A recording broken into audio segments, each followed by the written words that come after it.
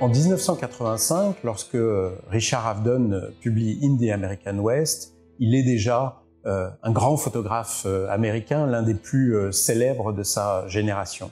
Il a déjà exposé au MoMA, au Metropolitan Museum de New York.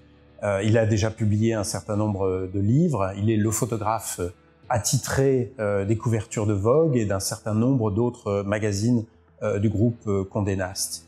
Il a été porté à l'écran à travers la figure de Fred Astaire, aux côtés d'Audrey Hepburn dans le célèbre film Funny Face.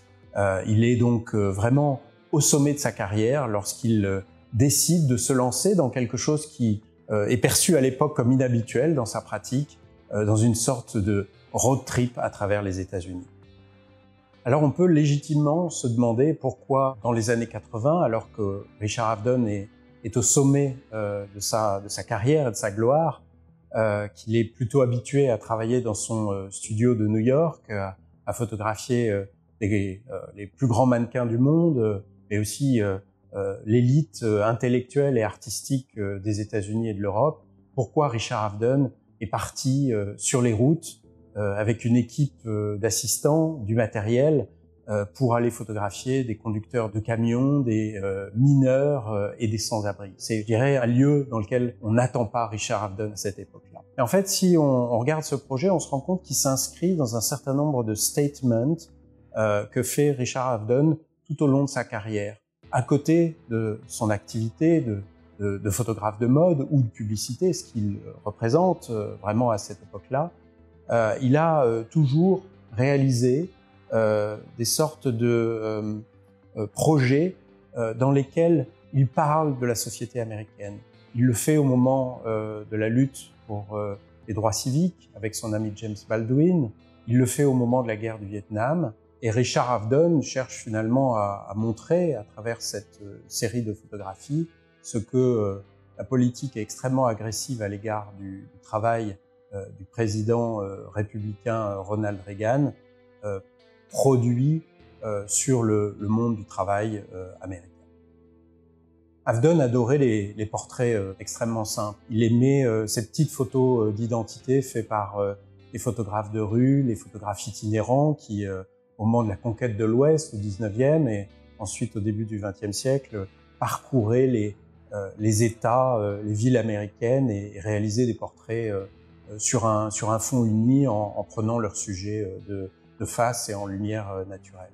Il a cherché finalement dans la série In the American West à retrouver cette forme de simplicité, mais Richard Avedon avait aussi compris que pour obtenir cette simplicité, il fallait déployer un dispositif assez complexe.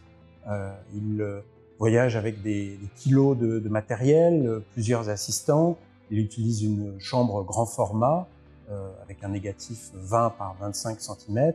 Même si c'est fait en extérieur et en lumière naturelle, il y a un fond blanc qu'il faut dérouler à chaque prise de vue. Et puis surtout, il y a quelque chose qui se passe entre lui et le modèle, qui est souvent assez complexe. Plusieurs témoignages racontent qu'il mettait en place une sorte de protocole qui était quasiment une sorte d'hypnose, où il y avait quelque chose qui se passait avec le sujet, où il adoptait des positions semblables pour les amener à réagir. Tout ça, finalement, pour comprendre que même si Avedon cherchait une forme de photographie extrêmement simple, il avait compris, comme le disait d'ailleurs Roland Barthes à son sujet, qui disait qu'il y avait chez Avedon le paradoxe de tout grand art. Bien, je crois qu'effectivement, Avedon faisait partie de ces grands artistes qui avaient compris que pour faire simple, il fallait parfois déployer une certaine complexité.